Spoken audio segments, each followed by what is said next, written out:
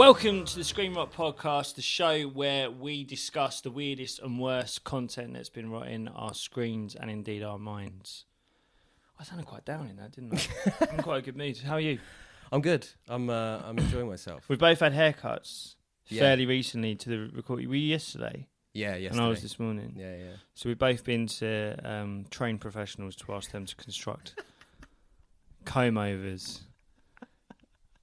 It's quite a similar request for both of us, isn't it? It's basically sort of fade the sides as if we're 13 and our mums are paying for this. Yeah. And then on the top, I kind of go for a sort of Trumpy-esque sort of like, you know, bend it and curl it, tussle it, taper it, bend it back on itself and try and construct something. The Bobby Charlton. Yeah.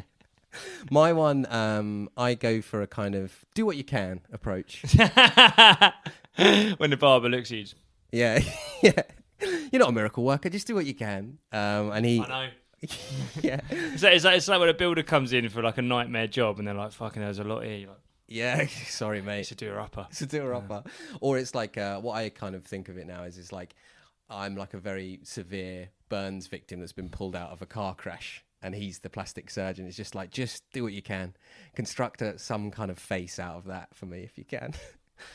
I'd like a fade around the sides, please. And I'd like a kind of crop on the top. I would love to do that, but you've only got 6 hairs. Lovely stuff. Today we're discussing the Famileigh. I know. I think that's probably why I was in a bad mood. Yeah, maybe the bad energy of the family. If people don't know who they are, I think they're one of those where I think people would have seen it without knowing what they're called or anything. It's 2 sons and their dad, and they dance. That's kind of it, isn't it? And it's led to some of the darkest, strangest, most abhorrent both content on the internet and reactions to that content on the internet. And I think we probably want to get to both, don't we? Yeah. So, I mean, as you always say at the start of this, subscribe if you haven't already. Yeah, subscribe to the YouTube, share the clips and that, and you know, share the reels and work business. And then do listen to the episode. Like, I think with a lot of these things, it's like, oh yeah, you watch the reel and blah blah. But like, it's, you know, it's a good thing to listen to when you're walking the dog. It's cultural commentary. Yeah. Big thanks to Jose Jr. for the theme tune. Thanks, Jose. And let's get into it. Nice one. The Famileigh.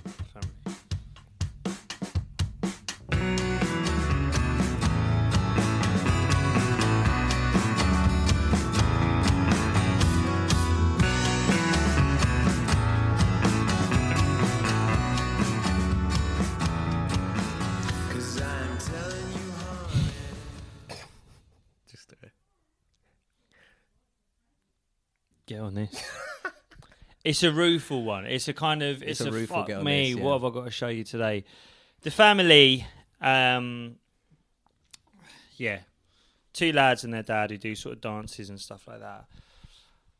And I mean, it's bad, isn't it? We've sort of done Menace, and there's some stuff in Menace where you go, yeah, there's some evil in here, but I think there's a kind of relatable evil with Menace. Whereas this is the fucking pits, mate. This is the worst of the.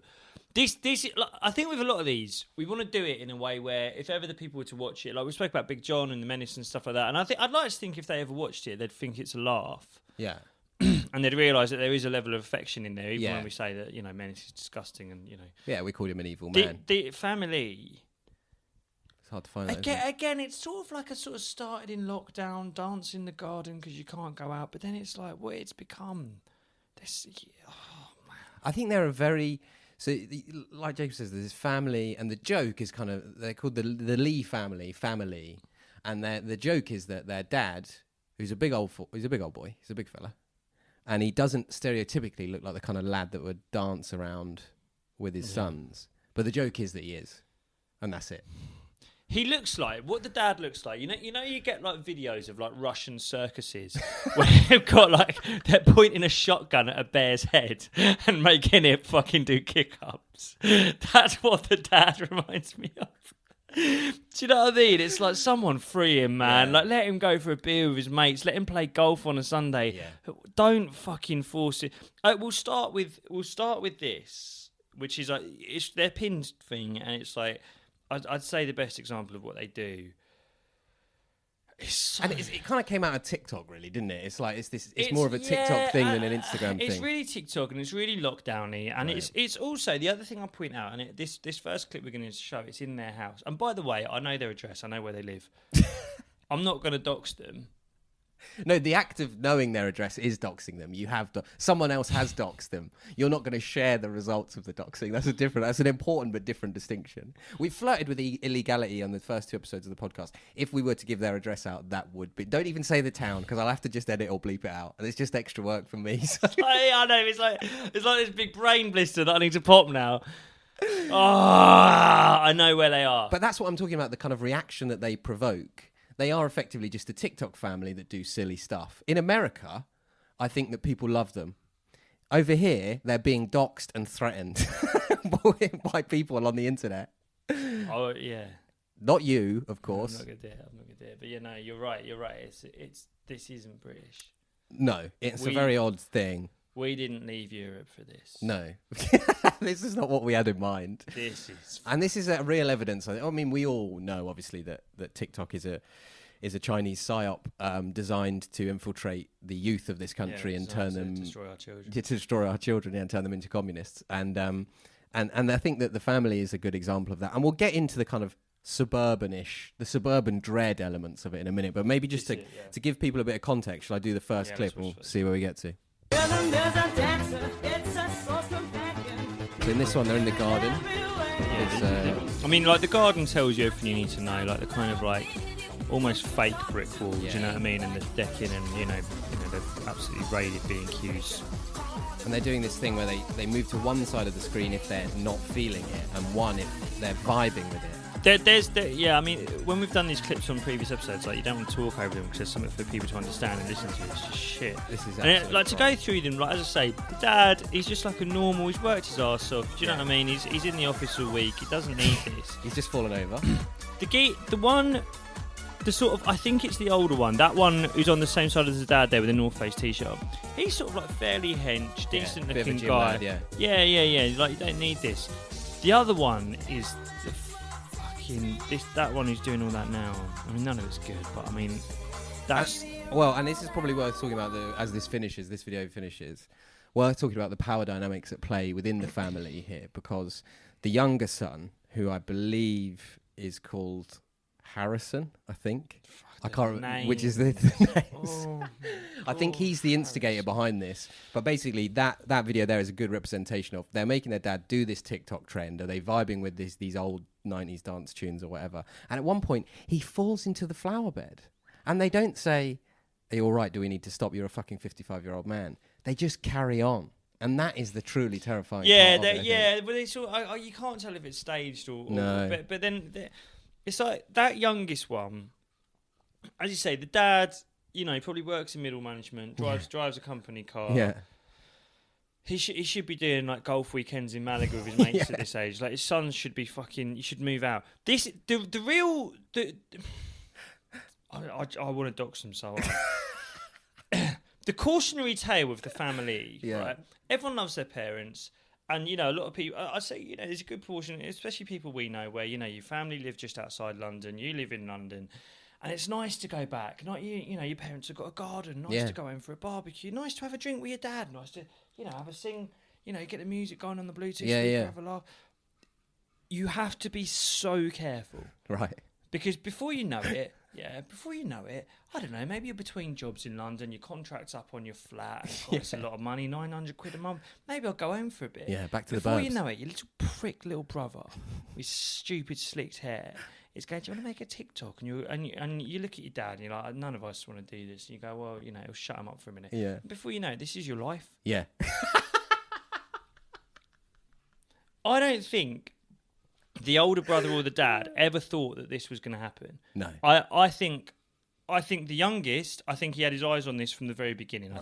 I think he always thought this could be what happens for us. Cold, dead look. And I suspect he's the one Googling algorithms and best times to post. And, you know, he's the one downloading the editing software.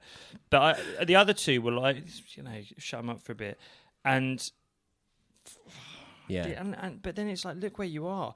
And I even get this, you know, like people our age who still go on holiday with their parents. Like, we were having a discussion when we were driving back from a gig together the other day, and Jake and I were having a discussion about, like, we're in our early 30s, and when you get to that sort of late 20s, early 30s age, you do feel a kind of drift from your parents. Yeah. You do feel, the dynamic shifts a bit, and you almost feel like you're the parents and they're the you're kids. the adult now. Yeah, and in that sense, it's almost like you're the one who has to be making plans and make sure you still see each other. And you go. Jake and I both confess to each other that we both feel a bit like, I wish it felt like my parents wanted to hang out with me a bit more. I've got kids who would like my parents to see a bit more. Then you go, but this is the flip of that coin. Do you want to be doing TikTok? You can either have what we have, where you got this slight vague melancholy of, I'm not as close to my parents. Maybe I'll never have the relationship I did when I was a child and they were my parent, and it was, there was real love there. Am I having to force that? And this is quite, it's not great to think about.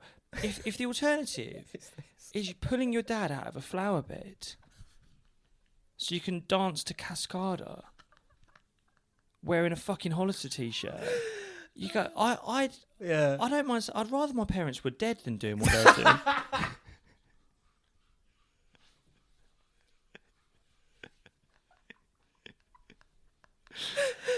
I hope your dad doesn't watch this. I'd rather have a dance than be dead, Jake. We'll watch the next clip. Should I put it on? Yeah, what are they doing in this one? This is the dad teaching us to dance. They're foregrounding the dad again. They're all wearing matching night dunks as well. Yeah, fucking dunks. That's a sign of a nonce, isn't it? But it's also like the dancing is being done in a way where it wouldn't surprise you if the kids went to some kind of theatre school. Yeah, do you know what I mean? I say kids, by the way, probably our age. They're 20. They're at least 25. Also, look at the size of the houses on that street. I know. Look at it is that real new build ITV2 vibe. Yeah, exactly that. It's people that Jake and I have referred to. It's the kind of people you see at airports when you're at Stansted or Luton flying on holiday. Yeah, you'll see these people that have spent $1,000 on matching tracksuits for the airport. They'd have spent as much money as you would spend on the holiday on stuff for the airport. Feeling cozy. Exactly. like uber comfortable, expensive tracksuit for the airport, Hollister, that kind of thing. Yeah. What's the other brand that's sort of associated with Hollister? What's the sort of parent Abercrombie, Jack Wills kind of thing. Wills, yeah. And a neck pillow for no reason. No one needs a fucking neck pillow on a flight. It's fucking 45 minutes to Alicante. Why are you dressed like you play for Liverpool? Yeah, exactly. What are you doing? And matching suitcases. It's ITV2. What was it? Do you remember my mates? One of my mates who's a plumber. Yeah. Was like, I'm gonna have to go around. My mate who's a plumber, he said he spent his Christmas going around to these fucking ITV2 new build people and showing them how to reset a boiler because they don't know how to do it. It's like, it's those, and it's. But then you look at those houses on that street. They're like $800,000 houses. Yeah. Oh, I mean, and this is the truly remarkable thing. It's not thing cheap in Peterborough. Whoops. No, it's not Peterborough. Yeah. It's not Peterborough. Not far off, but. Just Google it, you can find it. And but like you say, they've got these actually like materially incredibly comfortable lives, and you just go to yourself like, the dad by any kind of metric has won, right? He's got the house, got the garden, got the nice car. Well, he thought he had, and now he's doing this. He's doing this, but that's the truly scary thing to me. You go, oh well, maybe it's all run by the son. It's all the son's dead-eyed like TikTok fame kind of pursuit. If the dad is in any way up for it, then I'm sorry, but that is sectionable. A pal of mine actually met the dad at a train station the other day. Yeah. On purpose. I'm from Non-Survivor or whatever. So he just bumped into him. Well, he was just at King's Cross and he saw the dad and he recognised him and he asked for a picture and stuff. And he said to him, he was like, "Oh, where are you off to, mate?" Just sort of being polite. And he was like, "I'm off to work." So what that tells me, and I quite like this, that tells me the dad still has, a day job. Right. A job. I don't want to call it a fucking day job because this is like a side hustle. Yeah. They still got a job. So they're not making enough from it that dad's packed in. No. The SponCon isn't doing the mortgage. And look, fair play. I, as someone that does stand-up comedy, know the feeling very well of doing a day job where you do something in the evenings that you're ashamed to talk about because it is a pursuit for villains and sometimes paedophiles. And so I get that. What I don't get is he maybe said the same thing about me. The more I think about it, I'm talking about myself. What is this desperate need for attention? Well, but this is it. I mean, what are we doing right now? We're doing content. We've got the good grace to do it in a way that's kind of sneering and negative. Yeah. Whereas we're not wearing matching Nike Dunks. No, but we're being British about it. Yeah, okay, we're being British about it. Do you know what I mean? We're bonding over a shared negativity, which is what British people do, right? Yeah. When you meet someone for the first time, the easiest thing to do is to go, "God, this is shit, isn't it? Yeah, it's shit." Yeah. Do you know what I mean? Nice. It's fun to do that. So we built 10-year friendship. Yeah, that's it. But if we didn't do that, we'd have nothing to say to each other. But it's this yank kind of positivity, positivity, and I've seen them respond. I've seen them, I think, respond to it, and they respond to comments, or just respond to the general pervading sense that everyone wants them dead. Everyone does, and I don't necessarily condone that, and that must be hard to watch in the comments. But they have this thing where it's just like, look, we're having a laugh, we're enjoying it. What's wrong with that? And you can tell they don't mean that. They mean, please stop asking for my dad to be dead. And I kind of get that. But that pretense that you're actually it's all fine. I don't mind. Just water for ducks back. It's just not true. But there's one that went viral the other day, which is they'd done a live, and it was just the young one and the dad, and they'd done an Instagram live where people can kind of watch live and comment. And it's his eyes looking at the comments on the screen, and one of the top comment was someone saying, "I bet the dad bums both of you." People hate them. People want to get on a train to Maidenhead and cut their fucking. It's not Maidenhead. Getting closer though. And this leads us nicely onto the next clip. Why are they doing all this? Well, they're making money. Why are they putting up with this? I suspect, again, it's that thing of we did it for a laugh during lockdown, we got a bit of traction, and before you know it, they've probably got multiple agents, right? Yeah, and agents, we all know, scum of the earth. So these people are... Do you want to go on record with that? I haven't got one, so I'm fine. If I speak, I'm in big trouble, and I prefer not to be in big trouble. But do you know what I mean? I guess there's probably this moment where you go, we're dancing with our old boy in the garden, and it's all a bit of fun. Yeah. Then Rupert Derbyshire comes in from Beam Industries, and then suddenly you're waking dad up at 9 on a Sunday morning to TikTok, and he's knackered because you don't want to get a job. Because you don't want a job. Yeah, that's the last thing you want. Yeah, exactly. And it's like if it's just you dancing, a kind of averagely attractive 25-year-old man, who gives a fuck? It's when there's a big dancing Russian bear in there. That's when it becomes fun. Shotgun to his head. The shotgun to his head. Doing burn marks on his back from where they've had to singe burns on his arms. Doing keeping uppies with a Jabulani. That's when it becomes fun. And so this is kind of an example of the sort of sponsored content where they make a living. So this one. Come with us. The Oracle on the riverside. They're dancing. The music is, of course, awful. Comptoir Libanese. They're the most mid-chain restaurant. They're loving it. Dad's having it. What's that? A pita bread, is it? Oh, God, the rolling back of the eyes. The kind of the staff. In the back. Gordon Ramsay street burger. Straight down into street burger. They've just eaten. That's what kind of comatose. I see him sort of. Idiot sandwich what? Idiot sandwich, Chef Rosie. See the shotgun behind the bed. What the fuck Do that are mean, they? you fucking fat cunt. Jesus Christ. All they've done is eaten. All you can do at the Oracle Riverside is eat, by the looks of things. Now they're dancing over somewhere else. Dad's... What's this? Summer of Sport. Screen. Watching Wimbledon. That's a very suburban thing to do, isn't it? Wimbledon, making your own Pims at home kind of vibe. And they've buried their dad in the sand. The Oracle, Reading.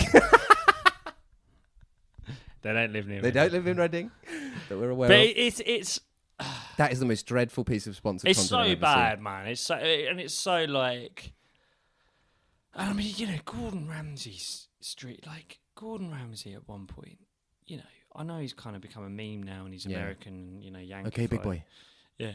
Right, yes, huh? Right, yes, huh? And that whole kind of idiot sandwich thing. But you have to remember, at one point, he was like Marco Pierre White's heir. He was like a genuinely sort of groundbreaking chef. And now he's created a burger chain where morons have to dance around a shopping centre to sell the burgers for him. Also, I would like so in that clip we just saw there that we mentioned they're walking through Comptoir Libanaise and they've got the people that work there in the background. I would like to, if possible, get in contact with them. That is not within your employment contract. No. We can start some kind of class action lawsuit and get you paid out for that. Because that is mental distress that you do not have to go through. You turn up that day to make some pitters. You do not have to dance at shotgun point. You shouldn't have to meet these fucking cunts. They're such a like they're like it's so hard to put into words what they represent to me.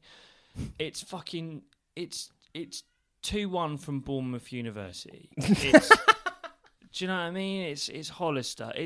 I would meet a lot of people like that, and it was very clear that they're very middle class, bit more money than me. Yeah. You know, these were the lads who would their parents would buy them a car when they passed their driving test. Do you know what I mean? It's all that. There's so much privilege to it. There's so much that you could tell they didn't have to have a job when they were at university. Yeah. Do you know what I mean? They were the lads who would wear shorts and flip flops in December down the supermarket. It's fucking all of that. It's like, you know, they'd be a bit creepy around girls in fucking, you know, Infernos or whatever. They're so Clapham. They're so. Oh, mate. I don't want to call them basic because there's nothing actually wrong with basic. Do you know what I mean? Yeah. Like you get all these fucking like arrogant vice writers kind of sneering, people who just get jobs and get mortgages and boring life. Have happy family lives. Yeah, shut up, you fucking tramp. Back to your fucking $2,000. Have a shave. Yeah, have a shave and get a job, you dirty cunt, and get out of Bethnal Green. But Joel Golby. But fucking boring twat. Shit at writing as well. Give your column to Jonathan Liu. Let him have 2. He's that good. Get rid of your one. He is. But no, I don't like people who just sneer at people who are basic. But these guys are like it's like they are the concentrate that you water down to get Fiat 500 Twitter. Do you know what I mean? They're oh my god, and they you know. Everything about them, you could tell if they've ever been dumped by a girl in the past, they've threatened to kill themselves until the girl lets them back in. It's all that. And they're so toxic. And by the way, when people think of like toxic masculinity, they think of like, you know, lads and louts and you know, menace. Mikey Menace. Yeah, whereas these guys are the most toxic fucking scumbags in the world. You can tell they're going to grow up to be the most manipulative husbands and like the worst fathers. And the dad should be ashamed. The dad should genuinely be ashamed of himself, and I really hope he is. If he works in any proper workplace, any office, any, you know, I don't think he's sort of a manual labour job or anything like that, but he'll work in an office. I hope to Christ that there have been HR involvement, disciplinaries, because of the level of bullying he's getting in the workplace. I hope people are spitting in his coffee in the morning. I hope people are genuinely nasty to him. I don't reckon. And well, there's a reason the wife doesn't appear in this. Well, let's talk about that, because that to me is really strange. And I thought for a long time, actually, until I saw the video. If she's dead, it's a very different thing, isn't it? Do you know what I mean? She's not dead as far as I know. That was what I was going to say. I thought if she's out of the picture. And I think if she were fully out of the picture, they would be more of a men's mental health account than they are, if you know what I mean. Because they don't do too much gesturing apart from like positivity. Everyone be positive towards the men's mental health aspect of things. But they do in the next video that we've got, which is another dreadful piece of sponsored content, mention the mum. They do actually, and the sister. Which and by the way, I'm not 100% sure. I think the sister's underage.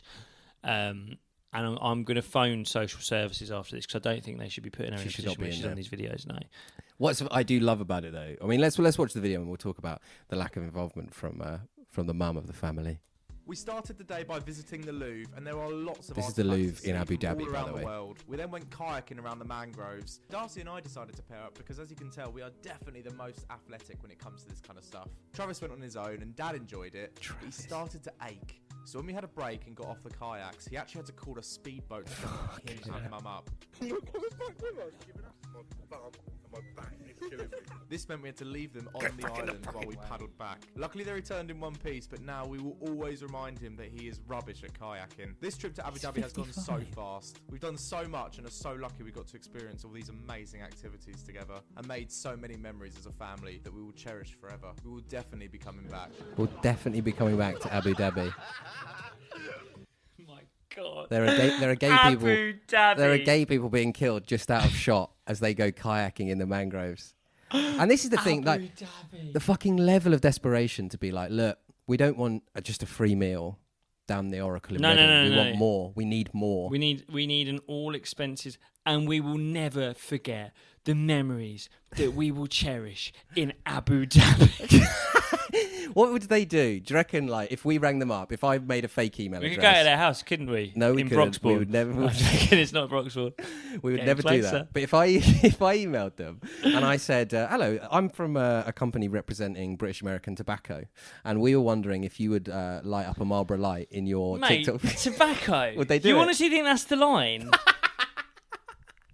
They'd do it straight away. They would fucking crack a whip on a plantation field over a tobacco farmer's back. Okay. They would That's better. Yeah, that's right. They would happily stand there whipping a 30 pence an hour worker to fucking cut tobacco leaves off of a plant and harvest them. We're here in Virginia. We've made so many memories.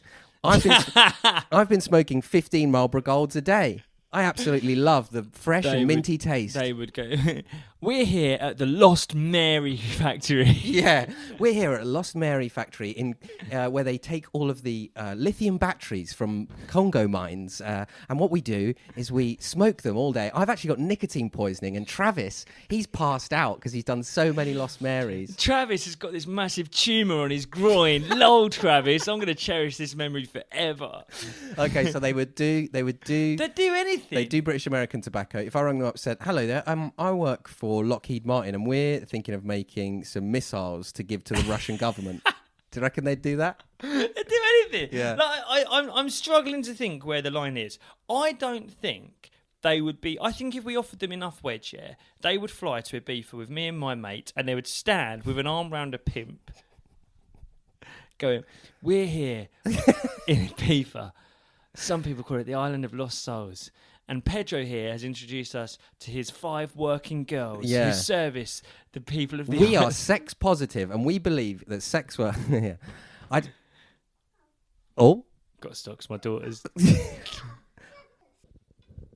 Just had to pause there for a minute because my daughter walked in while we were talking about the family advertising sex workers in Ibiza. Talking about the family advertising missiles for the Russian government. There are no lengths they wouldn't go to. No, They'd we've endorse established that. anything. They'd sell their souls for everything. And I do believe the driving force is the young ones. So their names are Harrison, Travis. This is the thing, by the way. And I've spoken about how you have to be careful in terms of people like us. You know, you kind of romanticise the past. You move back to the suburbs. You try and connect with your family. And before you know it, you're that. As a parent... Does it worry you a bit? You have to think about what you're doing with your kids because before you know it, they've pushed you into that. Yeah, you got to be careful. I mean, you did it. You moved back to the suburbs for a bit. Yeah, not great, to be honest. Yeah, well, you're back. I'm back. I'm back in the big sea. Look, it was lovely being back there.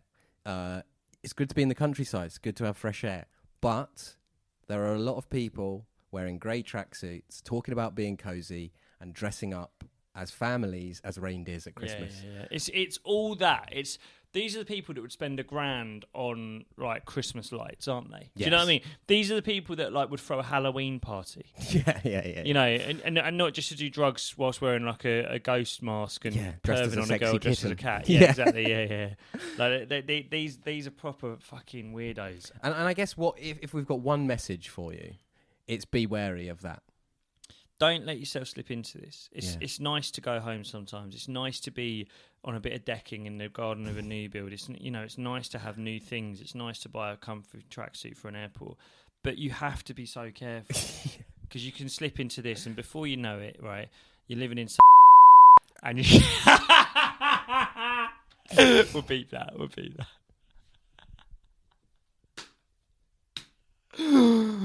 On